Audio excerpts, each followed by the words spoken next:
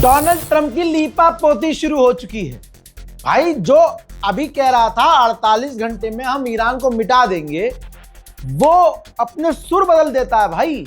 Iran को बड़े इज्जत देकर बात करने लगता है। अब समझो तो भाई, दुनिया तो मजाक उड़ाएगी, दुनिया में मीम बनना शुरू हो गए।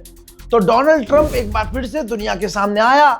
हाँ, और आने के बाद उसने कहा कि हमारी ईरान से बात चल रही है। याद रखिएगा, ईरान अभी तक मना कर रहा है कि हमारी बात नहीं हो रही है। वो बात अलग है कि ईरान कर रहा है लेकिन मान नहीं रहा है।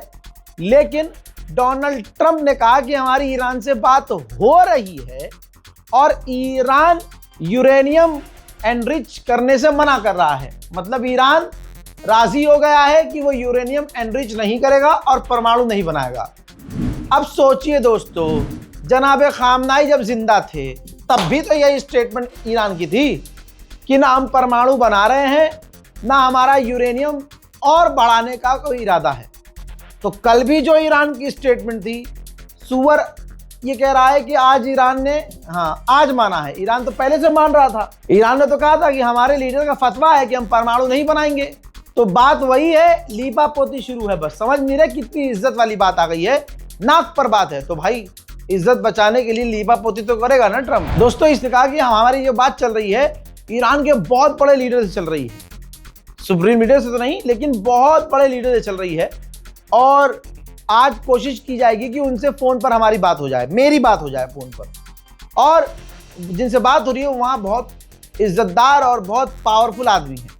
अब दोस्तों, जो हमारा सोर्स है, रजाग्राफी का सोर्स है, जो हमने अंदाजा लगाया है, बात हो रही है डोनाल्ड ट्रंप की ईरान के जो पार्लियामेंट स्पीकर हैं उनसे। जहां तक है, हम जो अंदाजा लगा रहे हैं, ईरान के पार्लियामेंट स्पीकर से बात हो रही है। लेकिन डोनाल्ड ट्रंप ने कहा कि बहुत जल्द उनसे मैं मिलूंगा भी। तो ईरान के अंदर तो नहीं जाएगा ट्रंप, तो जाहिर सी बात है बाहर कहीं मुलाकात होगी। लेकिन ये सारी बातें बात की हैं। फिलहाल डोनाल्ड ट्रंप की हवा टाइट है। डोनाल्ड ट्रंप ने लीपापोती करते हुए कहा कि मैं सुप्रीम लीडर मुश्तबा खामनाई को सुप्रीम लीडर नहीं मानता। ट्रंप ने यह भी कहा, जबकि उसके मानने और न मानने से कोई फर्क थोड़ी पड़ता है। सुप्रीम लीडर ईरान की आवाम को मानना चाहिए। ईरान की आवाम मान चुकी है। तू मान या मत मान, तू तो आयतुल्ला खामनाई को भी सुप्रीम लीडर नहीं मान रहा था, तो तेरे मानने और न मानने से क्या होता है। ट्रंप ने आगे कहा कि मैं उनसे बात कर रहा हूं जो मुझे पसंद है। और ईरान में रिजीम चेंज होना शुरू हो चुकी है। वहां की रिजीम सब खत्म हो चुकी है, नए लोग आ चुके हैं। अरे, जिस रिजीम को तुम गिराने की कोशिश कर रहे थे वो टूटी नहीं। खामनाई जिन का नाम चयन करके गए थे वही लोग लीडर बन रहे हैं। तो सुअर रिजीम कैसे चेंज हो गई? इस गुलाबी सुअर को बैठ के समझाओ यार, बाबू मान ले हार। ईरान ने जो तुम्हें छेदा है, जलील किया है, मान लो। 4 तुम्हारे फाइटर जेट पिछले 4 दिनों में गिरे हैं और तुम्हारी सारी हेकड़ी निकली है, दुनिया के सामने है। आप सोचिए, डोनाल्ड ट्रंप का ज़हनी तवाज़ुन बेकार हो गया है। अभी इसने कहा मैं मुश्तबा खामनाई को लीडर नहीं मानता, आयतुल्ला नहीं मानता, मैं उनको लीडर नहीं मानता। ठीक, अब स्ट्रेट ऑफ हॉर्मुज़ पे बात आई तो औकात तो है नहीं कि ईरान से छीन सके। तो कह रहा मैं और ayatollah straight of Hormuz control करेंगे। डोनाल्ड ट्रंप ने 15 पॉइंट बताए हैं।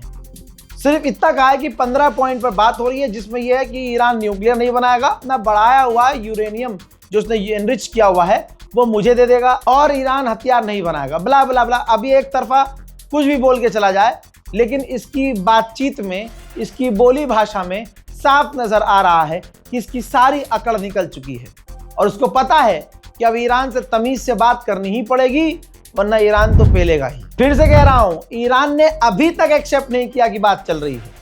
लेकिन ट्रंप कह रहा है कि हमारे स्पेशल एनवॉय ने ईरान से बात करी है और ईरान से बातचीत अच्छी चल रही है। वहीं अमेरिका का वो एयरक्राफ्ट कैरियर जो खराब हो गया था, यूएसएस गेराल्ड, वो ग्रीस पहुंच गया है। उसकी पहली तस्वीर सामने आ चुकी है। देखिए, अमेरिका को इस लड़ाई में इतने नुकसान हुए हैं। देखिए, जो पैसे का नुकसान हुआ है वो तो हुआ है, लेकिन जो इमेज पूरी तरह से खराब हो गई है, बहुत बुरी तरह से खराब हुई है, वो कभी बना नहीं पाएगा अमेरिका। यहां तक कि ईरान ने अभी कुछ देर पहले अमेरिका का जो शाहिद ड्रोन कॉपी है उसको भी मार गिराया। बर्तानिया का बहुत बड़ा चैनल है स्काई न्यूज। स्काई न्यूज पर एंकर पता है क्या कह रहे हैं?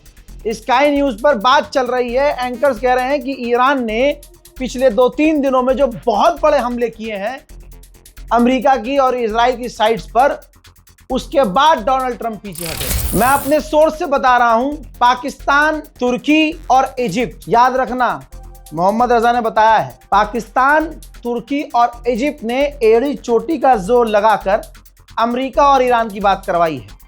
सोर्स मांगोगे तो नहीं दूंगा, कभी कभी ऐसे ही भरोसा कर लिया करो। उधर अब मामला ईरान के हाथ में है, क्योंकि ईरान ने पहले ही कह दिया था जंग तुमने शुरू की है, खत्म हम करेंगे। ईरान के अंदर अभी भी आवाम प्रदर्शन कर रही है और लगातार सड़कों पर है। ما به سادگی نمیگذریم از یا حسین گفتنمون. پیغمبر ما فرمود اگر علم در ثریا باشد ایرانیان به اون دست بخاری را خواهند کرد. نمونش همین نیروگاه ها، نمونش همین صنایع موشکی ما به سادگی نمیگذریم از این. پیغمبر فرمود اگر امت من خیانت کنند از به هم زدن تمرکز ملت ما میکنه. تمام فکر و ذکرش فقط این. हजरत जो कैंट कौन है? जो अमेरिका के टेरर काउंटर के हेड थे, ठीक, जिन्होंने रिजाइन देकर अमेरिका की गवर्नमेंट को नंगा कर दिया। उन्होंने जानकारी शेयर की है, उन्होंने अपना ओपिनियन रखा है। कहा है डोनाल्ड ट्रंप के बयान को शेयर करते हुए कि सबसे पहले इजराइल पर पाबंदी लगानी चाहिए, इजराइल को रोकना होगा, तभी ये बातचीत, तभी ये सीजफायर और जंगबंदी हो पाएगी, क्योंकि इजराइल ये बातचीत हमेशा की तरह खराब कर सकता है। इजराइल बड़े हमले करेगा और ये बातचीत होते होते खराब हो जाएगी। उधर ईरान के स्टेट मीडिया पता है क्या कह रहे हैं? कह रहे हैं कि ट्रंप को पता चल गया है कि अब हम बड़े हमले करने वाले हैं। और बिल्कुल सही कह रहे हैं। 3 दिन पहले मैंने बताया था ना, IRGC ने ऐलान किया कि अब हमने पुराने हथियार खत्म कर दिए हैं, अब हम अपने नए हथियार निकाल रहे हैं। और उसके बाद ईद से लेकर, भारत के वक्त के मुताबिक ईद वाले दिन से लेकर ये 83 तक ईरान ने जो इजराइल पर भाई डिमोना को निशाना बनाया, इजराइल के बड़े शहरों को निशाना बनाया, इजराइल के तमाम डिफेंस सिस्टम फेल हुए। अब उसके बाद ट्रंप ने अब देखा, अरे बाप रे बाप, बहुत ज़्यादा पीटा जा रहा है भाई। तो डोनाल्ड ट्रंप को यह पता चला कि अब ईरान कह रहा है कि इससे बड़े हमले करेंगे, तो ट्रंप पीछे हट गया है। यही बात ईरान के चैनल कह रहे हैं। دقیقا اینا میدونستن زدن این ما اصلا اینا فهمیدن که ما یه جنگ وجودی داریم میکنیم. یعنی همه ی نظام ما از بالا تا پایین، نیروهای مسلح، رهبری، همه ارکان نظام به خصوص مردم که پایکارن یک جنگ وجودی رو در نظر دارن که تا آخرش ما باید بریم. این جنگ باید پایان جنگ بین ما و آمریکا و رژیم صهیونیستی باشه. این برای اینا مهمه. میدونستن که ایران میگه من میزنم، اونم در طول 1000 خورده کیلومتر در مرزهای جنوبی ایران در خلیج فارس، کشورهایی که دارن به آمریکا پایگاه. उधर हिजबुल्लाह की तरफ से भी, जी हाँ, ऐसा नहीं है कि बातचीत चल रही है तो हमले रुक रहे हैं। हिजबुल्लाह की तरफ से इजराइल में रॉकेट आया है। इजराइल इतना कमजोर हो चुका है कि हिजबुल्लाह तक के रॉकेट को नहीं रोक पा रहा है, और हिजबुल्लाह के रॉकेट इजराइल में गिरे हैं।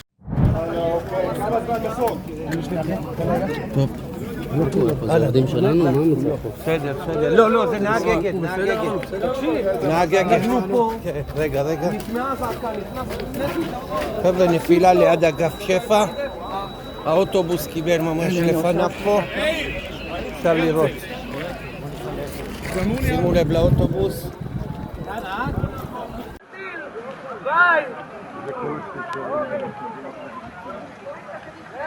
נפילה בכביש. עד עכשיו מגיעים!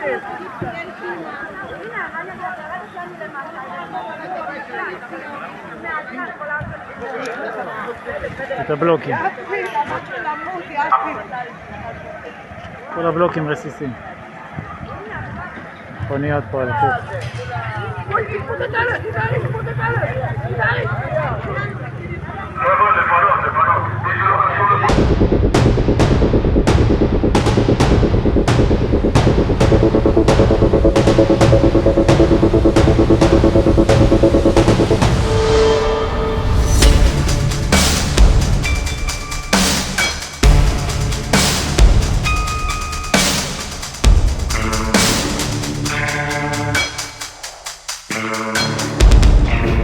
हजरात मोहतरम, अब आप देख लीजिए, सुपर पावर जो बनता था अब वो पूरी तरह से ईरान से बात करने के लिए तड़प रहा है और ऐलान कर रहा है कि हमारी बात चल रही है।